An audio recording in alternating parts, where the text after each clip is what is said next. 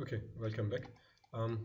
इस लेक्चर में हम लोग माया के जो बेसिक ऑब्जेक्ट्स हैं उनके बारे में थोड़ा सा तफसील से पढ़ देखेंगे और उनमें क्या वाज़ेह फ़र्क है हर ऑब्जेक्ट में, जैसे डर्ब्स, पॉली, सबडी, इन तीनों में बेसिकली क्या फ़र्क है और फिर इनके इंटरनल सेगमेंट्स क्या चीज़ें हैं, सेगमेंट्स को हम कैसे डिफ्रेंशिएट करते हैं वगैरह वगैरह। ठीक है, so let me start with sphere. ठीक है, एक स्फीयर इसका हमने बना दिया, क्रिएट में गए पॉलीगॉन का स्फीयर बना दिया हमने। ठीक है, और सब्दी में जाके सब्दी का स्फीयर बना दिया हमने।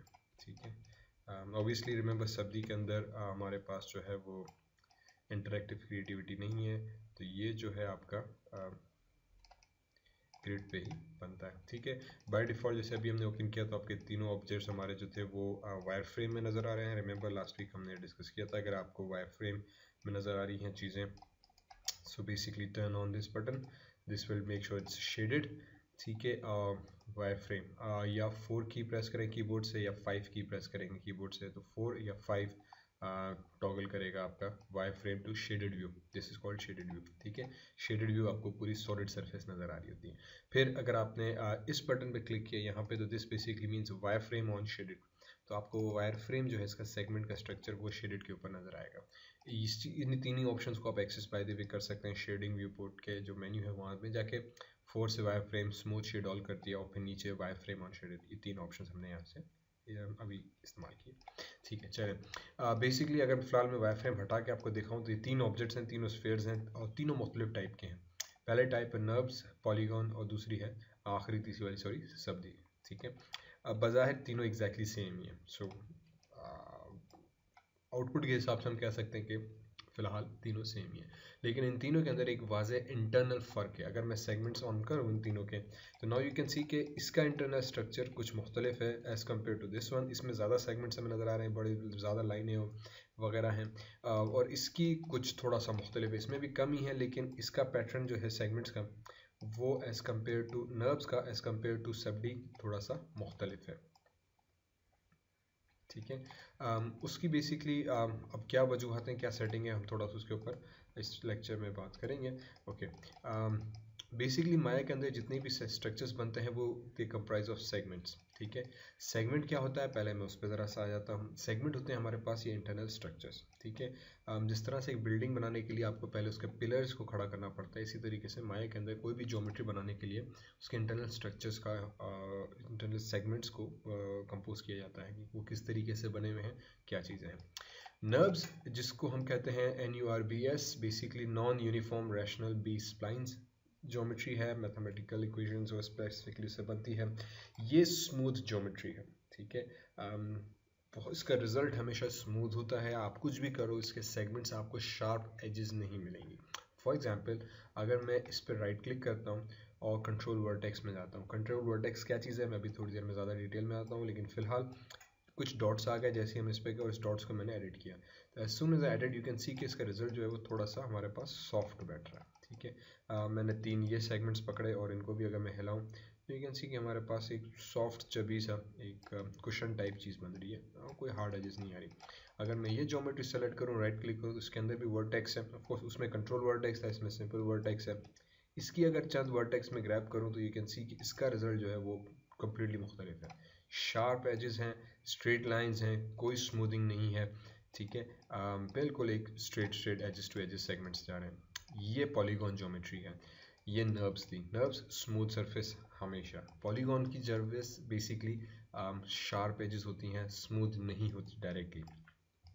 तीसरी कहलाती है हमारे पास subdivision. In other word subdivision basically nerves और पॉलीगॉन्स को मिलाकर एक तीसरी ज्योमेट्री बनाई गई है, तो इसीलिए इसके कोई सच ज़्यादा ऑप्शंस नहीं है और यू कैन सी कि वेरी बेसिक सिंपल, लेकिन बेसिकली बहुत पावरफुल है ये, क्योंकि ये इन दोनों को कंबाइन करती है। तो इन दोनों के जो प्लस पॉइंट्स हैं, इन दोनों को कंबाइन करके एक ज़बरदस्त तीसरी ज्योमेट्री बनाई गई है। तो पहले हम इन दोनों को अगर डिटेल में डिस्कस करें तो ऑटोमेटिकली हमारे पास जो है वो सब डी समझ में आ जाएगा कि क्या चीज़ है। ठीक है, तो बेसिकली जैसे इन दोनों का जो फ़र्क आता है वो इंटरनल स्ट्रक्चर से आता है कि भाई क्या स्ट्रक्चर है, और बेसिस ऑन दैट स्ट्रक्चर इनके जो टूल्स एंड ऑपरेशंस और वर्किंग है वो कम्प्लीटली चेंज हो जाती है। ठीक है, वो तब्दील हो जाती है कि आप किस चीज़ पे किस तरह काम कर रहे हो। ये ज्योमेट्री यूजुअली स्मूथ होती है, आप कुछ भी करो इसका रिजल्ट हमेशा स्मूथ होता है, वेरस इसका रिजल्ट हमेशा डिफरेंट होता है। वजह क्या है, हम डिफरेंट से सॉरी मकसद ये कि शार्प एजेस होती हैं और डायरेक्टली स्मूथ नहीं आता, फिर हमें ख़ास टूल्स अप्लाई करने पड़ते हैं इसको स्मूथ बनाने के लिए। ठीक है, अब क्या वजूहत हैं कि ये चीज़ें ऐसी हैं। So let me get this straight, इनको भी फ़िलहाल हम करते हैं डिलीट। ठीक है, और मैं वापस से पॉलीगॉन बना लेता हूँ एक। ठीक है, इस टाइम अभी मैं मेन्यू में नहीं गया, डायरेक्ट पॉलीगॉन के शेल्फ में से सफ़ेयर उठाया, यहाँ पे लाके रखा और स्फीयर उठाया। अब सबसे पहले सेगमेंट्स थोड़ा समझते हैं कि है क्या चीज़ और फिर उसको डिटेल्स में जाते हैं। तो इफ़ आई राइट क्लिक, तो जैसे ही राइट क्लिक का मतलब ये कि right mouse button click and hold button दबा के रखें। ठीक है, जैसे आप दबा के रखेंगे तो एक मेन्यू आ जाएगा। इस मेन्यू को माया के अंदर हम मार्किंग मेन्यू कहते हैं। मार्किंग मेन्यू का मतलब ये कि आप मार्क करके बता रहे हो कि आपको चीज़ें क्या सेलेक्ट करनी है। बेसिकली ग्राफिक्स के अंदर हमारे पास स्टैंडर्ड रूल है कि ये 3 चीज़ें होती हैं। ठीक है, आप माया में चले जाएँ, 3D मैक्स में चले जाएँ, लाइटवेव में चले जाएँ या किसी और 3D एप्लीकेशन में चले जाएँ, तो बेसिकली किसी भी पॉलीगॉनल ज्योमेट्री के आपको ये 3 टाइप ऑफ कंपोनेंट्स या इंटरनल सेगमेंट्स मिलेंगे। ठीक है, तीनों कंपोनेंट्स के बेसिकली फॉर्म क्या है। सबसे पहले आ जाते हैं वर्टेक्स या एजेस पे आ जाते हैं। चले, सबसे पहले आती हैं एजेस। एजेस कहलाती हैं ये लाइंस। ठीक है, जितनी भी आपको लाइंस नज़र आती हैं इसको ग्राफिक्स में हम एजेस कहते हैं। किसी भी 3D एप्लीकेशन के अंदर ये एजेस ही नॉर्मली नाम के साथ रेफर की जाती है। ठीक है, एजेस हो गई, ये स्ट्रेट लाइंस हमारे पास बनती हैं और ये स्ट्रेट लाइंस आपके पूरे सेगमेंट को कंप्रोमाइज़ करती हैं। ऑब्वियसली हम इन सेगमेंट्स को एडिट कर सकते हैं, मूव कर सकते हैं, मल्टीप्लाई डिवाइड, बहुत सारे इसके टूल्स हैं, वो अप्लाई कर सकते हैं। फिर आते हैं वर्टेक्स के ऊपर। वर्टेक्स बेसिकली एक ऐसा पॉइंट है जहाँ पे 2 या 2 से ज़्यादा एजेस आपस में आके इंटरसेक्ट करें। ठीक है, एक दूसरे को काटें। तो जैसे फॉर एग्जांपल यहाँ पे एक या दो से ज़्यादा वर्टेक्स, 2 या 2 से ज़्यादा एजेस जो हैं वो जब एक दूसरे को इंटरसेक्ट करती हैं तो उस एक जंक्शन को, उस एक पॉइंट को हम वर्टेक्स कह के मुखातिब करते हैं। वहाँ पे एक आपको पिंक कलर का डॉट नज़र आएगा। ऑब्वियसली इस वर्टेक्स को भी हम एडिट कर सकते हैं और अगर पॉलीगॉन है तो जब इस वर्टेक्स को एडिट किया जाता है तो आपको एक शार्प सा कॉर्नर या एज नज़र आ जाएगा। ठीक है, ये हमारे पास हो गया वर्टेक्स। ओके, फिर तीसरी जो ज्योमेट्री टाइप या कंपोनेंट इसका होता है वो होता है faces. Faces basically always comprise of 4 edges in a loop. ठीक है, एक क्लोज्ड एज जब भी बनेंगी 3 या 4 या 5 या 6 तो वो बेसिकली फेस बनाती है। तो ये जो इंटरनल सेगमेंट्स हैं हमारे पास ये फेस कहलाते हैं। ठीक है, ये हमारे पास एक फेस हो गया। ऑब्वियसली ये फेस भी एडिटेबल है इन फेसेस को भी हम एडिट कर सकते हैं, उसमें से सेगमेंट्स और कंपोनेंट्स हम एक्सट्रैक्ट करते हैं, ड्रॉ करते हैं और जिसको बेसिक शेप को फॉर्म किया जाता है। तो ये वो 3 कंपोनेंट्स हैं जो किसी भी ज्योमेट्री टाइप के जब हम एडिट करेंगे तो इस अगर स्फीयर को मुझे एक ह्यूमन कैरेक्टर के अंदर बदलना है तो बेसिकली इसके मैं इन सेगमेंट्स के साथ खेल कर इसको चेंज करूँगा। फिर ऑब्जेक्ट मोड में आ गया तो पूरा ऑब्जेक्ट आ गया जिसमें मैं पूरे ऑब्जेक्ट को खेल रहा हूँ और फिर अब हम इसको कहते हैं कि ये ऑब्जेक्ट मोड है। राइट क्लिक किया, मैं वर्टेक्स में गया तो अब मैं इसके कंपोनेंट मोड में आ गया। कंपोनेंट मोड का मतलब ये कि अब मैं इस ऑब्जेक्ट को के जो कंपोनेंट्स हैं उसको सेलेक्ट करके उसको मॉडिफाई कर रहा हूँ, उसको एडिट कर रहा हूँ, उसके शेप को तब्दील कर रहा हूँ, चेंज कर रहा हूँ या जो भी मैं करना चाहूँ। ठीक है, हर ऑब्जेक्ट के ग्राफिक्स में ये 3 कंपोनेंट्स होते हैं। अच्छा, चौथा फिर वर्टेक्स फेसेस है। अगर आपने इसको सेलेक्ट किया तो बेसिकली आपको ज्योमेट्री इस तरह से फट जाएगी। ये किसी काम की नहीं है, ये एडिटिंग के काम की नहीं है, जस्ट फॉर विजुअल रिप्रेजेंटेशन है। कुछ आगे चल के हम देखेंगे कि क्या थोड़ा सा सिमुलेशन के अंदर में भी इसका काम आता है कि अगर आपकी ज्योमेट्री के फेसेस किस किस तरीके से आ रहे हैं। अब लेकिन ये सिर्फ विजुअल रिप्रेजेंटेशन है, इसको मॉडलिंग में इस्तेमाल नहीं किया जाता। तो बेसिकली जस्ट इग्नोर इट, अगर आपको सिंपली सा रखना है, ये किसी काम की चीज़ नहीं है। ठीक है, दूसरी है यूवीज। यूवीज ऑब्वियसली काम की हैं। यूवीज हम यूज़ करते हैं टेक्सचरिंग के अंदर। यूवीज इसकी जो है वो आपकी जब हम टेक्सचर करने जाएंगे तब इसको हम डिस्कस करेंगे कि यूवी क्या चीज़ है और कैसे एडिट किया जाता है। ऑब्वियसली जैसे मैं यूवी सेलेक्ट कर रहा हूँ तो नोट यहाँ पे येलो कलर की वार्निंग आ गई कि ये आइटम्स जो आप 3D स्पेस के अंदर मूव नहीं कर सकते। इसको मूव करने के लिए स्पेशली एक यूवी टेक्सचर एडिटर बना हुआ है, इसमें जाके इसकी यूवीज की सेट एडिटिंग होती है। तो फिलहाल 3D व्यू के हिसाब से इसका कोई डायरेक्ट मॉडलिंग के साथ इस यूवी का कोई ताल्लुक नहीं है। फाइनली जो चीज़ रहती है मल्टी। मल्टी एक नया ज़बरदस्त फीचर है कि आपको अगर आपने मल्टी सेलेक्ट किया तो अब आप फेस भी सेलेक्ट कर सकते हो, आप एज पे क्लिक करो तो एज सेलेक्ट कर सकते हो और अगर आपने सेंटर पे क्लिक किया तो वर्टेक्स सेलेक्ट कर सकते हो। तो आपको तीनों, अगर आप इस वक्त, क्योंकि अगर आप एज में हो राइट क्लिक करके इस मोड में तो आप सिर्फ एज सेलेक्ट कर सकते हो, बाकी और कुछ सही नहीं। अगर आप वर्टेक्स मोड के अंदर हो तो आप सिर्फ वर्टेक्स सेलेक्ट कर सकते हो और कुछ सेलेक्ट नहीं कर सकते। अगर आप राइट क्लिक करके फेस के अंदर हो तो आप सिर्फ फेस सेलेक्ट कर सकते हो और कुछ सेलेक्ट नहीं कर सकते। लेकिन अगर आप मल्टी के अंदर हो तो आप तीनों सेलेक्ट कर सकते हो एट अ टाइम। ठीक है, तो आप एजेस को भी सिलेक्ट कर सकते हो और फेस को भी या वर्टेक्स को भी। Okay, second thing obviously same चीज़ है कि अगर आपको मल्टीपल फेसेस सेलेक्ट करने हैं तो शिफ्ट दबा के आप सेलेक्ट करते हो तो एक फेस सेलेक्ट किया, शिफ्ट दूसरा, शिफ्ट तीसरा, शिफ्ट, ठीक है, तो शिफ्ट यूज़ करते हैं हम मल्टीपल सिलेक्शन के लिए, या click and drag for multiple selection, या फिर वही चीज़ है कि अगर आपको कोई चीज़ डीसेलेक्ट करनी है माया में, तो अगर आप वो ऑलरेडी सेलेक्टेड तो आप कंट्रोल प्रेस करके क्लिक करेंगे तो वो डी सिलेक्शन के लिए है। तो शिफ्ट से सिलेक्शन है, कंट्रोल से आपकी डी सिलेक्शन है। तो कोई चीज़ गलत हो गई, कंट्रोल क्लिक करें, डी सेलेक्ट हो गया। ये हो गए कंपोनेंट्स। ऑब्वियसली इसको हम चेंज भी कर सकते हैं डिपेंडिंग ऑन दीज कंपोनेंट्स, आपके ऑब्जेक्ट का बिहेवियर पैटर्न पूरा उससे एनालाइज होता है। अगर एक और मैं पॉलीगॉन बनाऊं और अब आते हैं हम कंट्रोल चैनल बॉक्स के अंदर, ठीक है, चैनल बॉक्स के अंदर आ गए, आई गो इनटू इनपुट्स। अब इसके थोड़ा सेगमेंट्स को बेहतर और समझते हैं। रेडियस तो जनरल रेडियस को कंट्रोल करता है। सब डिवीजन एक्सिस इस टाइम इसके 20 है, मतलब 20 एक्सिस इसके सब एक्सिस में जा रहे हैं, 20 इसके हाइट में, हॉरिजॉन्टल वर्टिकल इसकी 20 सेगमेंट्स है। अगर इसको मैं कम करूँ तो मैं इसको 3 में कन्वर्ट कर सकता हूँ। तो अब इसके हाइट में 1 2 3 सेगमेंट्स हैं और वर्टिकली भी इसके 1 2 3 सेगमेंट्स हो गए, ठीक है। सो इसीलिए सेगमेंट्स ये जो इंटरनल कंपोनेंट्स है बहुत इंपॉर्टेंट है कि कितने रखते हैं आप, उस हिसाब से आप इसके शेप को कम्प्लीटली तब्दील कर सकते हैं। अगर मैं इसको 4 कर दूं, ठीक है, अगेन मैंने नाम दोनों क्लिक एंड ड्रैग किया हुआ है, तो अगर मैं व्यू पोर्ट में मिडल माउस से क्लिक एंड ड्रैग कर रहा हूं तो दोनों की वैल्यूज साइमल्टेनियसली अपडेट हो रही हैं, और ये वर्चुअल स्लाइडर के तहत मैं अब इसको मजे से कंट्रोल कर रहा हूँ, ठीक है। तो दोनों के नाम सेलेक्ट किए, व्यू पोर्ट में आ गया, पहले 3 किए, 4 किए, तो अब 4 का मतलब ये कि इसके 1 2 3 4 साइड्स हो गई, और 1 2 3 4 इसके हाइट में सेगमेंट्स हो गए। तो अब इसका शेप यू कैन सी कि कम्प्लीटली थोड़ा सा मुख्तलिफ हो गया।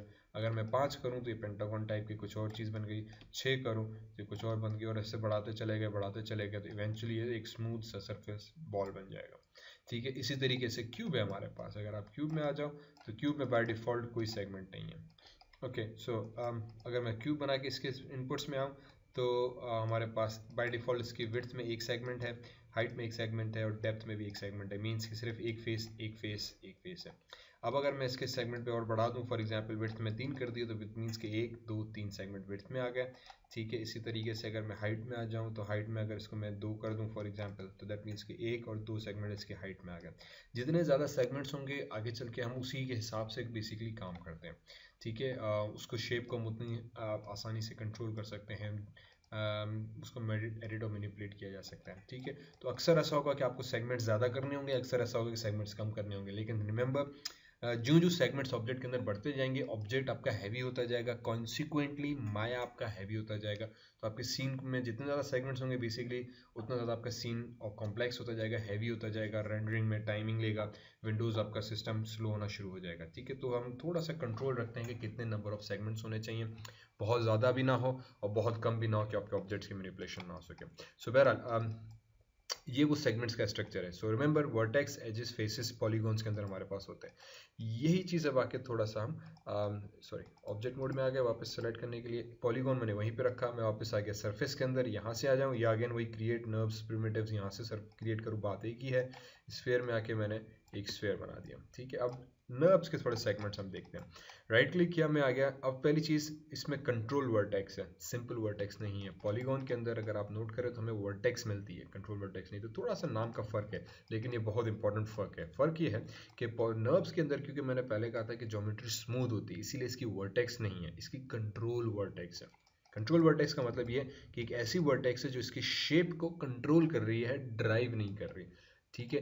यहाँ पे एग्जैक्टली जहाँ पे वर्टेक्स होगी वहाँ पे एज होगी, और जहाँ पे एज होगी उसी के साथ फेस बनेगा, ठीक है। कोई इसमें ऑप्शन नहीं है, एग्जैक्टली चुपकी हुई चीज़ होगी।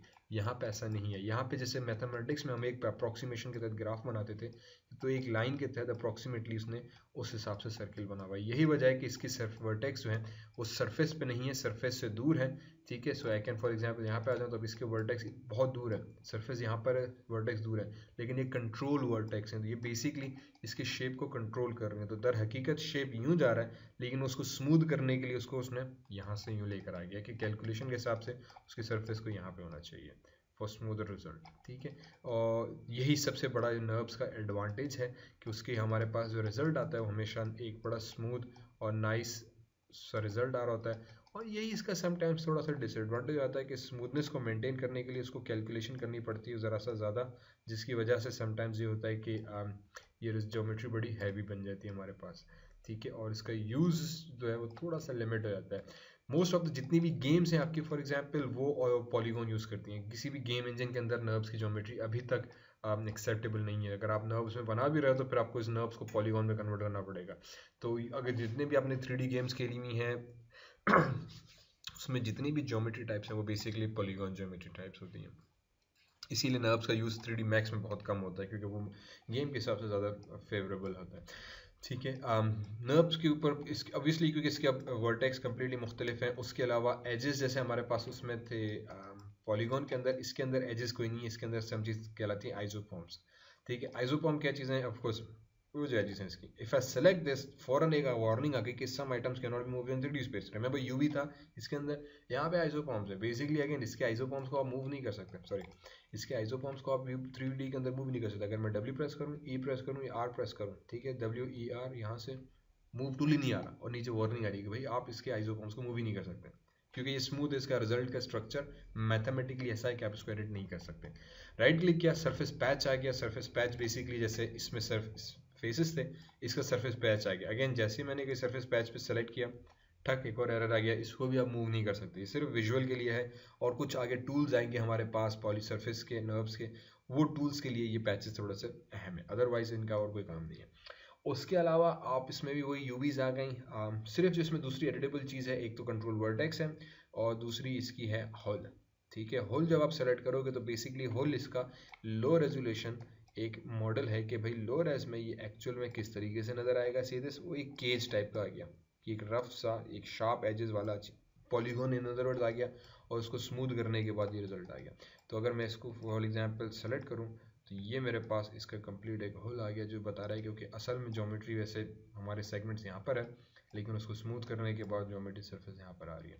तो ये थोड़ा सा कॉम्प्लेक्स टाइप हो जाती है, लेकिन इसका बिहेवियर अनप्रिडिक्टेबल या थोड़ा सा एक अनऑर्थोडॉक्स हो जाता है। इसीलिए ग्राफिक्स में बहुत कम लोग हैं जो इस पर ज़्यादा, वेल मेरी नज़र में एटलीस्ट ज़्यादा फोकस करते हैं। 90% ऑफ टाइम जो लोग आपको मिलेंगे ग्राफिक्स इंडस्ट्री में वो पॉलीगॉन ज्योमेट्री के साथ काम करना ज़्यादा पसंद करते हैं क्योंकि उसको कंट्रोल आपको ज़्यादा मिलता है, इसके टूल्स बहुत ज़्यादा हैं एज़ कम्पेयर टू नर्व्स और काम करना मुश्किल रहता है। दूसरा सबसे जो एक मेन इंपॉर्टेंट फ़र्क है, मैं दोबारा एक नर्व्स की स्फीयर बना लेते हैं, ठीक है, और वापस पॉलीगॉन में आके एक और पॉलीगॉन में बना लिया। ठीक है, सबसे अहम फ़र्क नर्व्स की सरफेस एक ऐसे मैथमेटिकल इक्वेशंस के तहत बनती है जिसमें अभी फ़िलहाल मैं डिटेल में नहीं जा रहा, लेकिन वो ज्योमेट्रिकल नर्व्स कर्व्स बनते हैं। कर्व्स का मतलब ये कि वो कंटिन्यूस सरफेस है, ठीक है, वेयर एज पॉलीगॉन्स को हम डिसकंटिन्यूस सरफेस कहते हैं। मतलब ये कि मैं राइट क्लिक करके फेस में जाऊँ, मैंने फेस सेलेक्ट किया और ठक डिलीट प्रेस कर दिया कीबोर्ड से और उसका फेस डिलीट हो गया। मैं चाहूँ तो इसके 4-5 फेसेस जो है यहाँ से सेलेक्ट किए, शिफ्ट दबा के डिलीट कर दिए, ये फेसेस डिलीट हो गए। ठीक है, इसको हम कहते हैं डिसकंटिन्यूस सरफेस। ठीक है, अगर मैं चाहूँ तो फेसेस सेलेक्ट किए, फॉर एग्जांपल टॉप हाफ, ये फेसेस, और मैं आ गया पॉलीगॉन मेन्यू के अंदर, यहाँ पे एक ऑप्शन है एडिट मैश एक्सट्रैक्ट का। ठीक है, मैंने एक्सट्रैक्ट क्लिक कर दिया तो बेसिकली व्हाट हैपन कि अभी इसके फेस टॉप वाला जो था उसको मैंने एक्सट्रैक्ट करके अलग कर दिया, sorry right click object mode W, ये अलग हो गया, ये अलग हो गया। Don't worry how I did it, हम आगे चल के इन टूल्स को ज़रा डिटेल में और देखेंगे, लेकिन ये बेसिकली एक टूल है जिसके तहत मैंने इसको तोड़ दिया। पॉलीगॉन को हम ये कर सकते हैं, ठीक है, तोड़ सकते हैं, अलग कर सकते हैं, वापस इसे जोड़ भी सकते हैं इतनी ही आसानी के साथ। ठीक है, क्योंकि ये एक डिसकंटिन्यूस सरफेस है, क्योंकि इसमें फेसेस हैं, ठीक है, एजेस हैं, तो ये बेसिकली यूँ समझो कि एक टुकड़ों में बना हुआ है, ये एक अलग टुकड़ा, ये अलग टुकड़ा, ये अलग टुकड़ा, ये अलग टुकड़ा, जितने फेसेस होंगे उतने इसके टुकड़े हैं। तो हम एक एक को अलग कर सकते हैं, तोड़ सकते हैं और वापस जोड़ सकते हैं। नर्व्स टूट नहीं सकता, और क्योंकि टूट नहीं सकता तो इसके साथ कोई दूसरी चीज़ जुड़ नहीं सकती। अगर ये जो चीज़ है ये यही है, ठीक है, इसी को या बनाना पड़ेगा, आप इसमें से कोई दूसरा चीज़ इसके साथ जोड़ नहीं सकते। ठीक है, अगर मैं इसके नर्व्स के पैचेस के अंदर आ जाऊँ, फॉर एग्जांपल इसको सेलेक्ट किया, मैं इसको डिलीट नहीं कर सकता, तो मैंने इसको सेलेक्ट किया, डिलीट की प्रेस की, डिलीट नहीं हो सकता। ठीक है, इसमें से पीसेस जा ही नहीं सकते। सरफेस पॉइंट्स में आ जाऊँ, कुछ भी करूँ मैं, इसको नए लाइंस बन रही हैं लेकिन ऑब्वियसली ये डिलीट नहीं हो सकती। ठीक है, ये सरफेस पॉइंट्स है हो गई, इस तरह से वर्क कंट्रोल वर्टेक्स आ गई। अगर मैं इस पर आ जाऊँ तो बेसिकली इसको अगर हमने डिलीट किया तो सीधे से वो पूरा उसने सेगमेंट डिलीट कर दिया। कंट्रोल जी, 2 वर्टेक्स नहीं, वो पूरा का पूरा ऊपर का जो इसका पोर्शन था, if I turn this thing on, ठीक है, वो पूरा पोर्शन उसने सब पूरा डिलीट कर दिया। तो अब ये शेप कंटिन्यूस रहा, होल फिर भी क्रिएट नहीं हुआ। यही चीज़ होती है सरफेस पॉइंट्स के अंदर कि हम उसे एक सिंगल पॉइंट बताए कि मुझे यहाँ से पॉइंट डिलीट करना है, अगर मैंने डिलीट दबाया तो उस पॉइंट के हिसाब से तो जितना इर्द गिर्द एरिया सब डिलीट हो गया, लेकिन होल क्रिएट नहीं हुआ। ठीक है, इसको मैं चाहूँ तो यहाँ से डिलीट करता चलूँ, इवेंचुअली बेसिकली उसको फिर भी कंटिन्यूस सरफेस रखने की कोशिश करेगा। वो कोशिश करेगा कि भाई ये सरफेस कहीं भी नहीं जाए और वैसी की ही वैसी ही रहे, ठीक है, होल क्रिएट ना हो जैसे हमने यहाँ पे किया था। और इसमें ऐसा कोई टूल नहीं तोड़ने का। वजह उसकी ये है कि ये कंटिन्यूस सरफेस बनती है, ठीक है, इसीलिए इसको हम नर्व्स और non uniform rational B splines कहते हैं, ठीक है। दूसरा, अगर आप इधर आ जाएं तो इसमें एक ऑप्शन दिया हुआ है इसके सेगमेंट्स के अंदर, ठीक है। ऑब्वियसली सेक्शंस हैं हमारे पास, हम इसको इंक्रीज कर सकते हैं सेगमेंट्स के हिसाब से, स्पैन के हिसाब से। लेकिन शुरू में इसमें एक चीज़ दी हुई है स्टार्ट स्वीप और एंड स्वीप। स्टार्ट स्वीप 0 और एंड स्वीप 360। अगर आपने मैथ्स थोड़ी बहुत पढ़ी हुई तो आपको पता है कि ज्योमेट्री या स्फीयर हमारे पास पूरा 0 से 360 डिग्री तक बनता है। अगर मैं 360 डिग्री को कम करूँ तो सीधे व्हाट्स हैपनिंग, एग्जैक्टली ये चीज़ बन रही है, ठीक है। इसको मैंने आधा कर दिया, ये हो गया एंड स्वीप ख़त्म हुआ, 180 डिग्रीज हाफ सर्किल हो गया, ठीक है। इसका मतलब ये है कि ये बेसिकली एक सीधे कागज़ की तरह से है जिसको लपेट कर एक स्फीयर बनाया गया है, ठीक है। ये कंटिन्यूस सरफेस है। अगर मैं सरफेस के अंदर आऊँ तो you can see there is a cylinder as well. अच्छा, हमने कहा चलो सिलेंडर बना लेते हैं। तो सिलेंडर के अंदर भी अगर मैं आ जाऊँ सेगमेंट्स के अंदर, तो इसमें भी एक स्टार्ट स्वीप है, एक एंड स्वीप है। अगर मैं एंड स्वीप को ख़त्म करूँ सीधे स्फीयर बन रहा है। अब हम ये कह सकते हैं कि यार ये ऊपर का टॉप इसका ये जो कैप है वो कैसे लगा। अगर मैं क्लिक करूँ तो बेसिकली आपको लगेगा कि कैप भी अलग सरफेस है जो उसके साथ अटैच की गई है, और ये एक सीधा सीधा प्लेन है। फिर अगर मैं क्यूब में आऊँ नर्व्स के, ठीक है, क्योंकि क्यूब के लिए तो हमें कोने चाहिए, शार्प एजेस, अलग अलग पीसेस चाहिए, ठीक है। तो हमने क्यूब बना दिया, फैंटास्टिक। शुरू में तो हमें लग रहा है कि यार प्रॉपर पूरा क्यूब बना हुआ है, लेकिन थोड़ा सा हमने डीसेलेक्ट किया। उसके बाद दोबारा जब सेलेक्ट करने आओगे, आई एम सॉरी, तो आपको देखिएगा कि कुछ बेसिकली इसमें गड़बड़ है। गड़बड़ ये है कि ये अलग हिस्सा है, ठीक है, गड़बड़ ये कि ये अलग हिस्सा है, गड़बड़ ये कि अलग हिस्सा है, गड़बड़ ये कि ये अलग हिस्सा है, और इसी तरह से बेसिकली ये पूरे 6 अलग प्लेन्स हैं जिनको बस इकट्ठा रखा गया है, क्योंकि ये जुड़ नहीं सकता। तो नर्व्स का सबसे बड़ा इशू ये है कि वो एक कंटिन्यूस सरफेस है, सॉफ्ट सरफेस है, वो डिलीट बीच में नहीं होती, उसमें सेगमेंट्स बीच में गायब नहीं हो सकते, और वो एक कंटिन्यूस प्लेन के साथ बनी हुई है, ठीक है। तो ये नर्व्स हो गई, ये पॉलीगॉन्स हो गई, और इन दोनों को मिलाकर फिर तीसरी चीज़ बनाई गई है जिसको कहा गया है sub divisional surfaces. Sub division surface basically क्योंकि इन दोनों का कॉम्बिनेशन है तो वो ज़रा सा अलग मज़ेदार एक चीज़ है, ठीक है। तो वो स्मूथ है जैसे नर्व्स होना चाहिए, लेकिन इसमें टूल्स जो अप्लाई होते हैं वो सारे पॉलीगॉन वाले होते हैं। तो आप पॉलीगॉन्स की तरह इसको तोड़ सकते हो, मरोड़ सकते हो, शेप्स कट कर सकते हो, लेकिन रिजल्ट आपको स्मूथ मिलेगा नर्व्स की तरह से। ये इसका सबसे बड़ा एडवांटेज है, ठीक है।